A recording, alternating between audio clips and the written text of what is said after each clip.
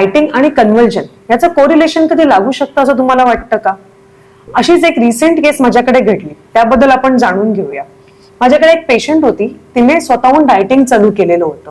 Extreme dieting चालू होतं, पण ऍट द सेम टाइम ती काही एक्सरसाइज करत नव्हती आणि तिचं जे काय एक्सपेक्टेड वेट लॉस होता तो तिने अचीव्ह केला.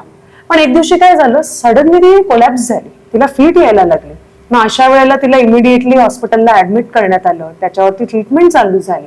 त्याच्यानंतर तिचे जेव्हा ब्लड टेस्ट करण्यात आला आणि आम्ही रिपोर्ट्स बघितले, इट वॉज शॉकिंग. का? कारण तिच्या रिपोर्ट्समध्ये तिचे vitamins, haemoglobin levels, other necessary minerals, electrolytes सगळं ड्रॉप झालं होतं. आणि याला कारण एकच होतं, ते म्हणजे एक्स्ट्रीम डायटिंग. बरं, हे डाएट तिने कुठल्या एका न्यूट्रिशनिस्ट कडनं, डायटिशियन कडनं किंवा एखाद्या फिजिशियन कडनं घेतलं नव्हतं, तिने ते स्वतःहून चालू केलं होतं. त्यामुळे तुम्ही नेहमी लक्षात ठेवायचे, तुम्ही एखादा डाएट कोणाचं तरी ऐकता आणि डिरेक्टली फॉलो करायला लागतात, ते किती घातक असू शकतं.